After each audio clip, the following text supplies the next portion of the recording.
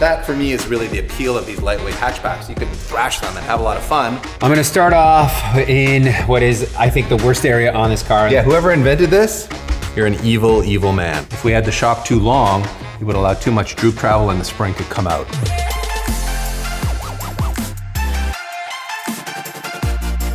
Welcome to our GE8 Honda Fit build series supported by Pro-Series and Simoniz. It is no secret that we're fans of Hondas around here, and we've been longtime fans of the Honda Fit, and especially this GE8 or second gen Honda Fit. I've always loved the styling of them, and if you've ever driven them, you'll know that they are your typical small lightweight hatchback that are just really fun to rip around in. To me, they're kind of a spiritual successor to, say, the EG and EK hatchback. Inside, it's classic 2010 Honda styling, including this very sporty steering wheel. It's got a 5-speed manual and a 3-pedal setup in here already, so you know it's gonna be a lot of fun to rip around in. And these things aren't just fun to drive, they're also amazingly practical. Look at the amount of space you've got in here, everybody.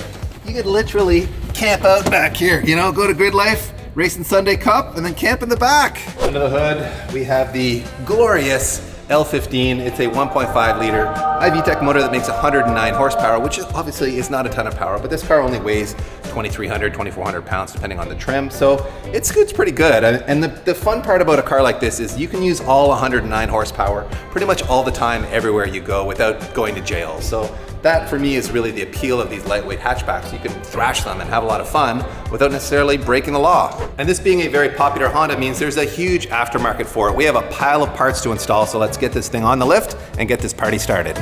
Step one to making your well-used Honda Fit fresher and cooler is to get it up in the air so you can take a closer look underneath and figure out if you're only going to need ratchets and wrenches, or if the car is Ontario Mint and you're going to have to start things off with torches and pry bars.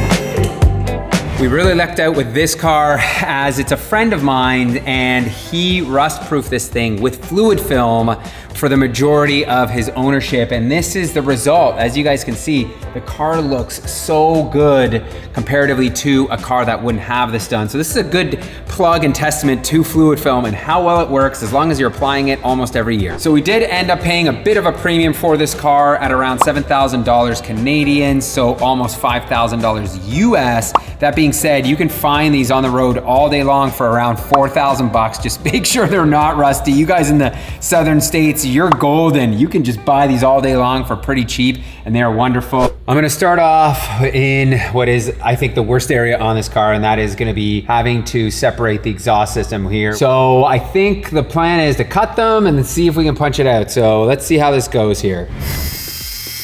I thought this would take no time as cutting the rusty stud end and nut was quick, but the top stud had limited access, so I had to bust out the mini Sawzall. The 5 seconds you see me trying to separate the flanges was actually several minutes. Rust is no joke, everybody.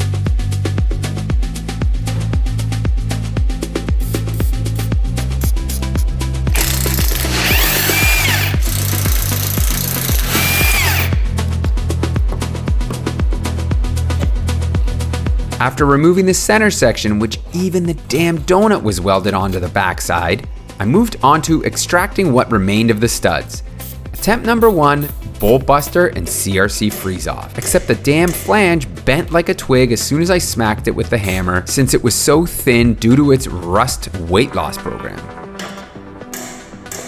So back to the grinder to cut the backside of the studs I went.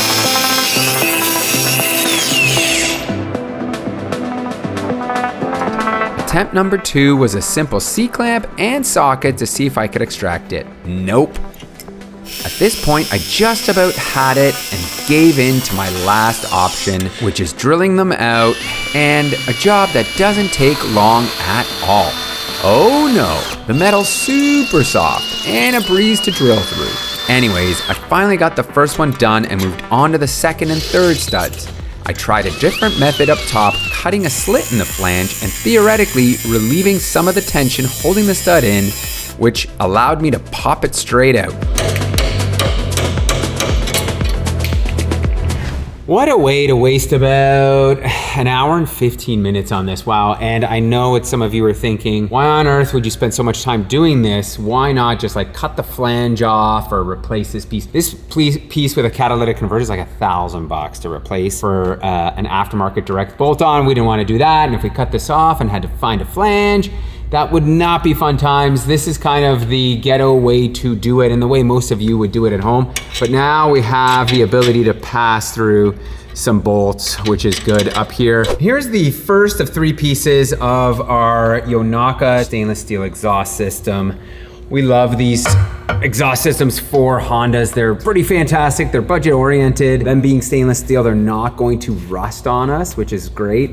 And they've got a real nice like subtle sound, which is another big thing for us too. Now, since this flange is so hammered here, I think a little bit of the copper seal is a smart idea. And I know people hate to see this, but you know what? It works well. And in a situation like this where you want a proper seal, this will be, in my opinion, the deciding factor whether this thing does seal up properly or it leaks. It's pretty remarkable though. As you saw up front, like that flange was absolutely trashed. Then you come back to the rest of the muffler here and look how good a shape it is other than what looks like it's got some rust acne going on. Like look at the flanges here.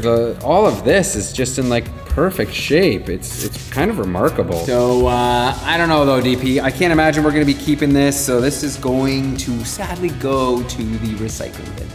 And here is the midsection of the Yonaka exhaust. You can see nice resonator here just to keep the tone down. And here is the axle back section. You can see a nice long slim muffler and a beautiful 3.5-inch tip. So a very subtle, mature, street-friendly exhaust system. We'll fire this thing up for you in a moment, but we should probably put an intake on first.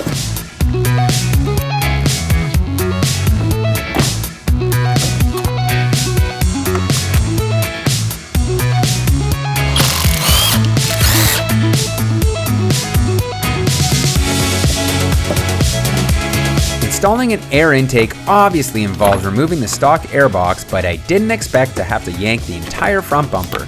That being said, our intake is about to add a whopping 10% increase in power, which is an absolutely massive gain on an engine this size. So if the bumper needs to come off to gain that kind of power, then so be it.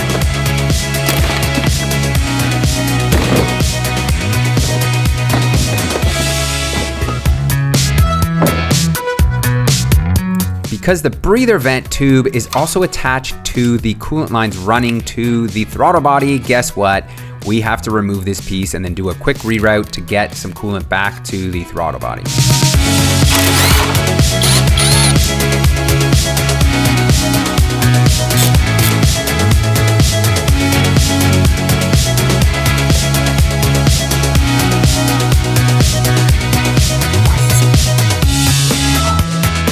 For some reason, the rubber hose engine supplies is just too small a diameter to fit on the valve cover vent tube, so off it went, and in its place is a silicone hose from Vibrant Performance, which has just enough stretch to slip over the larger diameter breather vent.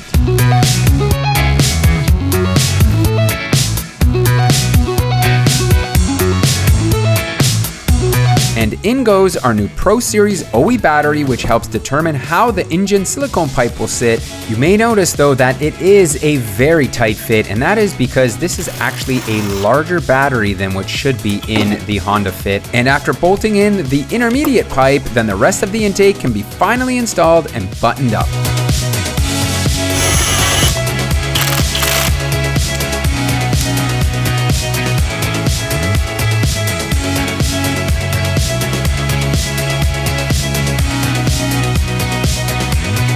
Now the question remains, what does the intake sound like and the exhaust? So let's fire this thing up and give you a listen.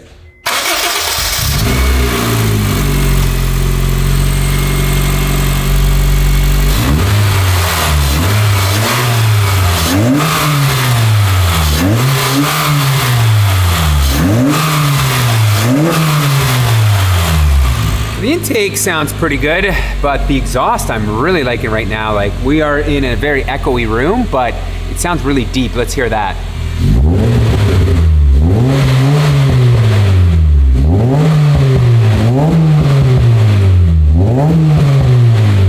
That does sound good. I know, that's like a super crisp, deep tone. I wasn't expecting it like that. It doesn't sound like it has any of that Honda rasp that is usually associated with it. So it's a huge win for us. I don't know, maybe during, full throttle under load, it still might have a little bit of that rasp, but like from what that sounds like, I think we've got ourselves a really good street exhaust system. And out comes the rubber portion of the intake, and that is because we are going to do a rad upgrade. A buddy of mine just had his Honda Fit rad blow up, and we don't want that. So we're gonna go with a Coil all aluminum one. And this one does look to be original. In most cases, when removing the rad, you take the fan assembly with it, but I'm gonna try something a little bit different this time. I'm going to loosen the fans off. And now what I'm gonna do is basically pull them up because they're just slotted and lift them off and then see if I can just remove the entire rad. We gotta wait for the coolant to finish. We got a couple hoses to disconnect, but let's see if this works.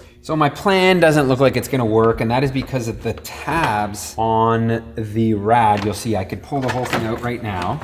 Maybe I could leave this one fan, but this side here, I just don't think there's enough clearance. At this point, all I have to do here is just yank this up and just remove the fan this way. This is the easy way to go. Just slide this out, both of them, and then you can pull the rad out with much more ease than I was gonna try to do with it. Let's see what this rad looks like. The fins actually look pretty good. Check out this clamp though. It is disintegrated. We are gonna have to find another one. That thing is just like fully rotted out here. There's gonna be no cracking with the all aluminum coil rad here, and you can see it is much thicker with this Hyper V core that it has, and it's gonna provide more cooling, which on a car such as this with this engine right now is not gonna matter, but for future purposes that we may use this vehicle for, a rad like this is going to come in very handy, if you guys know what I mean, hint, hint. So this is a first in all of the coil rads we've ever installed. This one is slightly different, and I don't know if that's because this also fits the later gen Fit or CRZ from what we gathered on the internet, but the spout is over here, whereas before it was over here, and the topmost inner mounts for the fans do not line up as well, so there's a bit of a gap there, but that's not a huge deal. Thankfully, you can see it's still going to work for us here. Everything does kind of come together well. Time to move on to the suspension, and if you've ever worked on Hondas from this era, you'll know that you have to start by pulling the cowl covers off so that you can get access to the top nuts on the struts.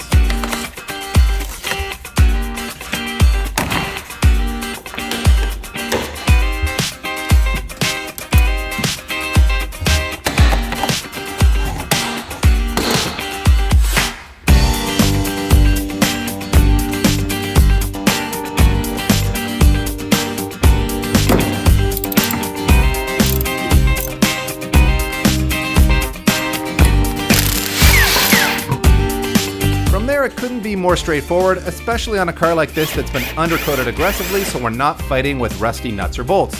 Just disconnect the sway bar end links, disconnect the brake line bracket and wheel speed sensor wire from the strut, and then blast the two big strut bolts out, and removal is complete.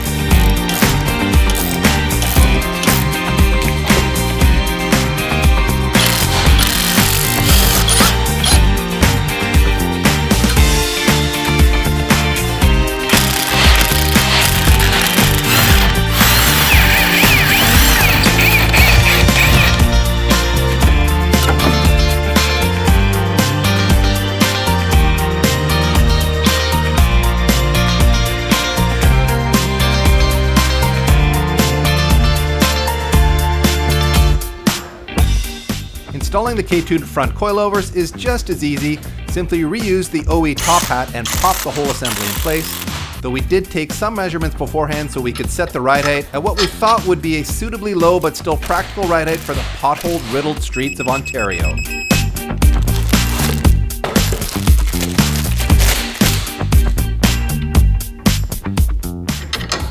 Here you have a coilover suspension installed, and this time we've gone with K-Tune. This is their K1 street coilovers, which, as the name would imply, are designed for street comfort, ride comfort, and reliability. They've actually put a lot of effort into the valving in here in partnership with an engineering firm called Lap 32. And of course, if you want a race setup, they also have race versions of this. They even have double adjustable versions. So you can get as fancy as you want. So excited to see how these ride on the street, and obviously we'll report back to you on that once we're on the street. We were hoping to leave the brakes as is, but now that we've had a closer look at them, they're actually pretty hammered. So this is actually the perfect excuse to make a run to Part Source to pick up some Pro Series parts, which of course are sponsoring this whole build series. Don't worry, my fellow internal combustion enthusiasts, I have not succumbed to the oligarchy's insistence that we all obey their commands and drive EV appliances. No, this car is a bad decision by someone else around here, but the good news is the drive was a short one because there are hundreds of Part Source and Canadian Tire locations across Canada where you can buy Pro Series parts. And if you run a shop, you can also access wholesale pricing by opening a Part Source Express account.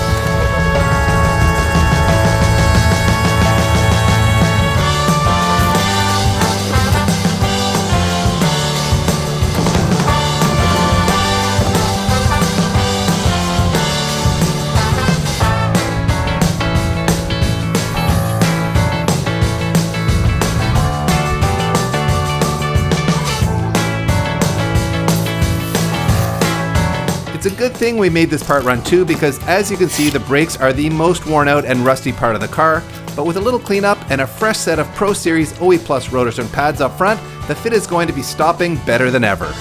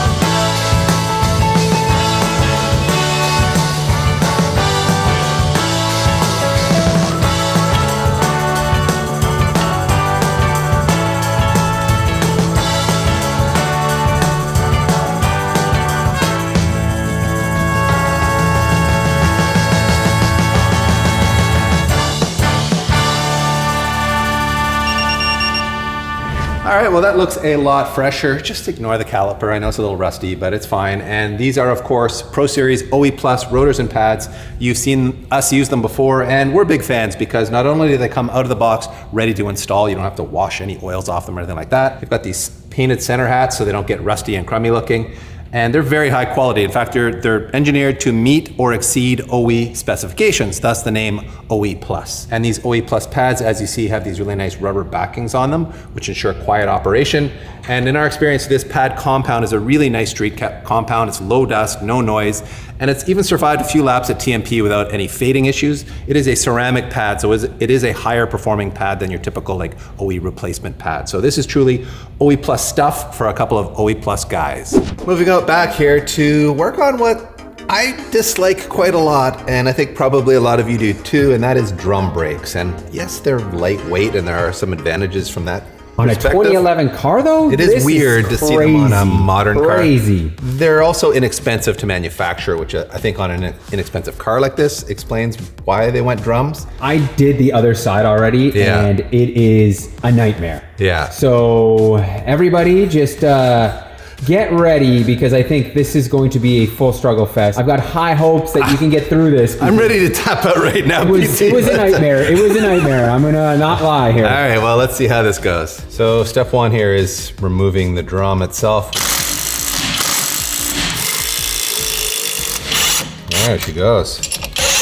Look at that. It is off. This was easy, PT. And by the way, This little Maximum looks like a ratchet, but actually functions like an impact driver, is surprisingly powerful. Like it's got quite a bit of jam for a little like 3/8 drive style tool. So big fan of this little guy here. All right. And there is the beginning of what is our nightmare.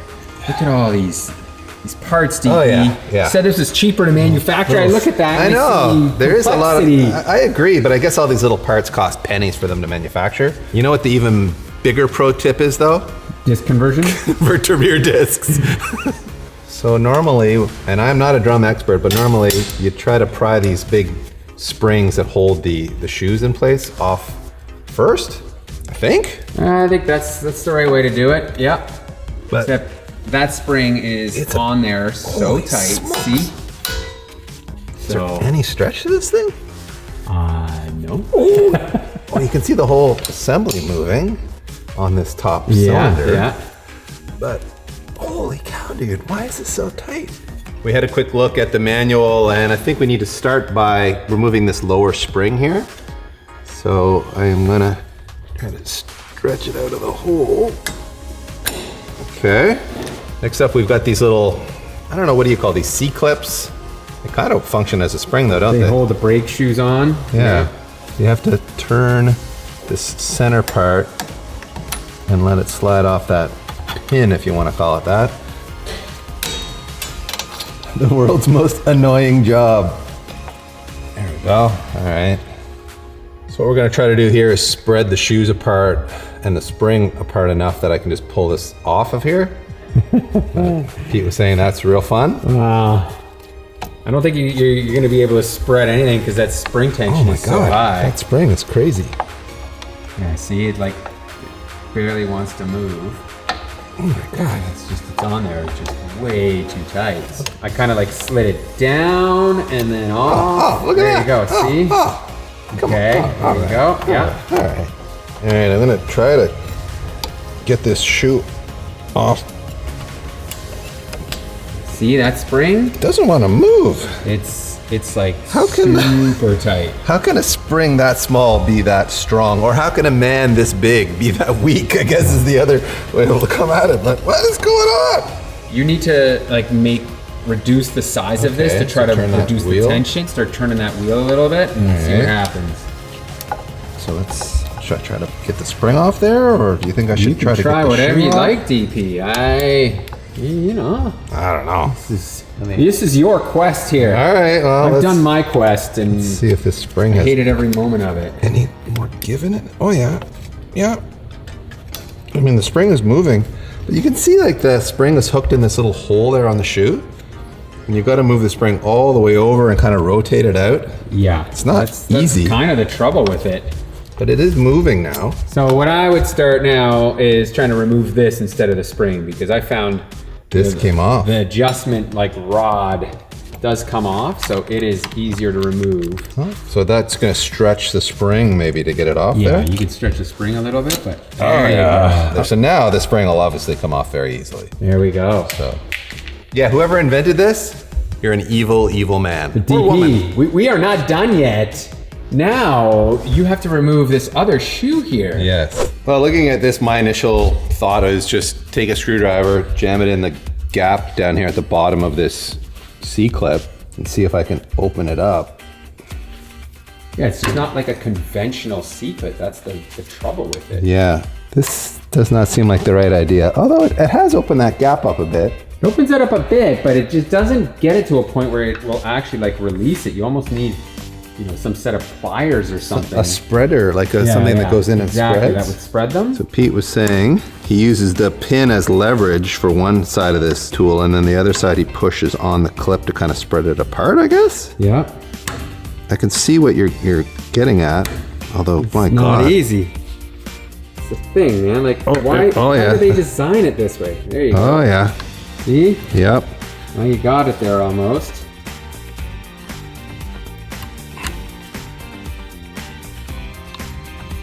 Oh, you're getting close.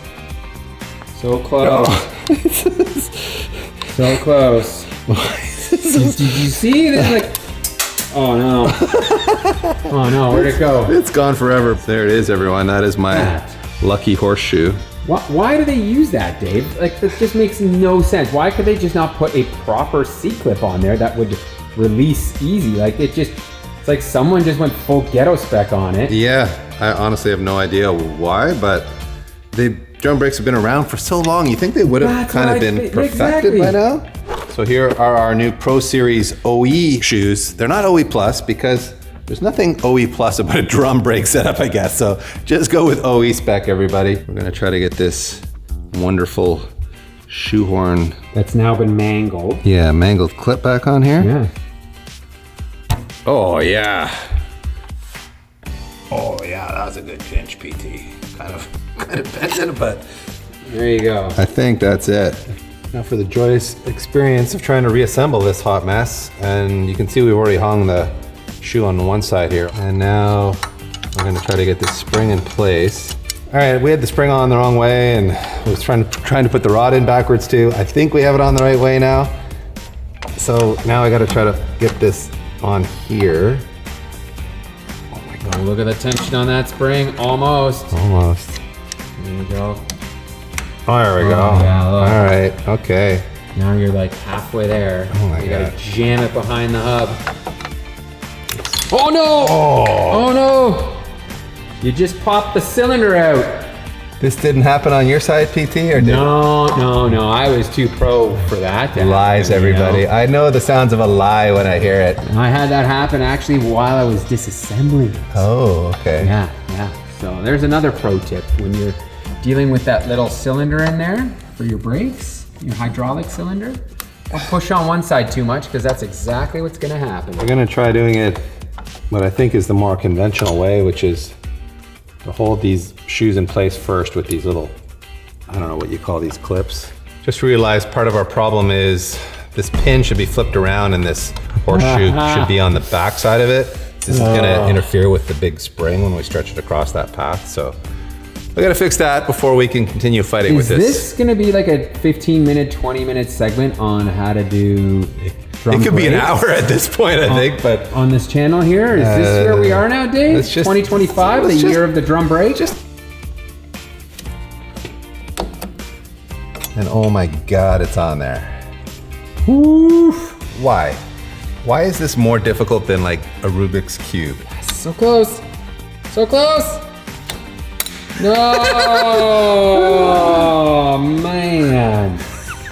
This is the dumbest job in the world. See? So to get the world's strongest spring in there, you really want this assembly to be as pushed together as possible. And you can see if I squeeze on the sides here, it pushes the cylinder in on the top. And that makes that a much easier distance to cover with this spring. But I can't do that and put the spring on at the same time. So I think Pete or I is gonna compress this and then the other guy is gonna try to get the spring in there. So we're turning this into a two-man job, which seems insane, but it's all we got. So this clip here is sped up 2,500% and condensed into 18 seconds. Guess how long it took us to actually get this damn clip off? Yeah, 8 minutes, 8 whole minutes, which is just crazy, but truthfully, we should have bought the proper toolkit to do this because I think it would have made this job so much easier and kept the suffering down to a minimum. It's in! Yes! Bastard! Yes! Oh my God. Finally, we are to the point where we can put it on our brand new drum from Pro Series. This is an OE drum, available only at Parts Source or Canadian Tire. And oh yeah, PT. Those pads have, or those shoes, clear just perfectly, so. What a nightmare. Never again. We are ordering a disc conversion for this car ASAP, right? And a K20. Moving on to the rear suspension, and we're gonna start by taking this top nut off the shock. Underneath here, you can see we've got a divorced shock and spring, and we're just gonna pull the bottom bolt out of here. You can also see the shock is kind of wet up here, so probably a good thing we're replacing it. Oh my goodness, Dave, when's the Look at last that. time you pulled a bolt out of a Honda and it looked like that? That's pretty with a good. Rust belt. You can still see the zinc coating on there, so. Unbelievable. Yeah. Thank you, Mark. Yeah, the no previous kidding. owner, man, he took care of this thing. Look at it. Yeah. And Here we go. Look at this guy. As I was saying, she's pretty damp. Let's see if it bounces back or not. It's bouncing back. Coming back. Slowly. Slowly. Now for the very technical removal of the rear spring here. Okay. Just the lower isolator is sort of located with that little knob there, but yeah. I think this is less stiff than that drum brake spring, PT. I can actually flex this one. Before we install our K-tuned rear shock and spring, we're going to install this fancy blue bracket. What could this be for? What could this be for? I don't know. That's a bit of a mystery, isn't it? It looks so odd. It does look odd. What would this be going on here for? Brace of sorts? 2 little studs on here? It's a solid rear axle here, Dave. Yeah, I don't know it's what not you're... technically a solid rear axle. It's a twist beam, PT. Twist? I don't see no twist in this thing. It's got all the twist in the world. Just tightening these down, and we will complete the install of this mystery device once we put the shocks and springs in. We've hung the shock, and now we're going to put in our spring, which you can see has a height adjuster here. I guess this is. It's like a coilover, just not on the shock. So now that we've got the spring securely in here, I'm going to lengthen the shock so that it is in the right position so that the spring always is captured in here. If we had the shock too long, it would allow too much droop travel and the spring could come out. So that's what you don't want to have happening. Lower bolts in place, so theoretically we're wrapped up on the shock and spring here. So here it is. It is a sway bar from our friends at Hard Race, sourced through Stage 4 Motorsports, where we get all our hard race stuff. However, as you can see, we played ourselves. These brackets probably should have been mounted to the sway bar before we bolted them to the spring cups or whatever you want to call those. All right, so we're just tightening this down, and this is not a tie bar, this is a sway bar or an anti-roll bar. And as you can see, it does link the 2 sides, and as one side gets loaded, this bar will twist and basically add spring rate to the suspension and prevent body roll from happening. So it'll help the car corner flatter, basically. Also worth mentioning that by adding a rear sway bar, we are essentially stiffening the rear suspension and therefore changing the handling balance. This car will understeer in stock form quite a bit, meaning the front end will push.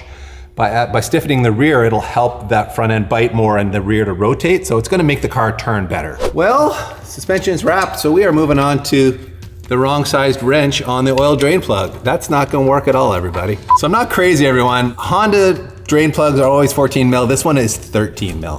Why? I'm guessing aftermarket. Somebody took this car to Jiffy Lube or wherever, and the monkey that put this in here. Oh man, GT, don't break it. Wow! I almost pulled the car off the lift getting that plug loose. So now, can we get it off? Is this like a non-metric style plug? Like, now the wrench doesn't want to come off. Okay, well, with that drama over, we're gonna see what kind of condition the oil is in this car. What do you think, BT? Is this gonna be like minty fresh? Man, or? I know Mark always did good oil changes. This is gonna look good. All right, well, real good. Let's find out. I'll try not to pour it on the floor here either.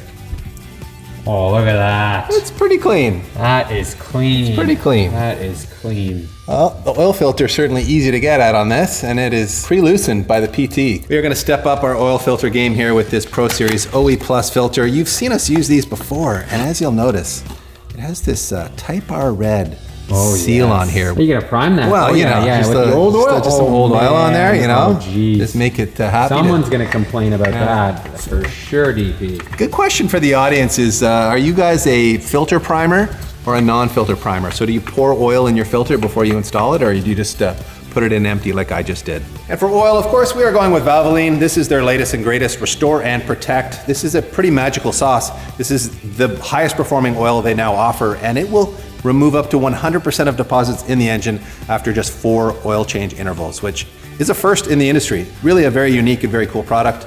And we're excited to say that you can finally get this in Canada.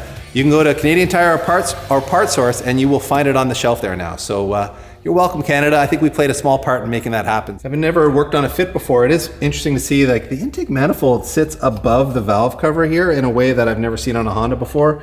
And there's also this weird like screen, almost like a oil air separator. Yeah, like a baffle there, which means the funnel doesn't like fit down into the valve cover. It hits the baffle. So this is a weird pour, everybody. This is not a car I can do a pour off a ladder while blindfolded. This is gonna be a full rookie pour where I try not to dump it all over the motor.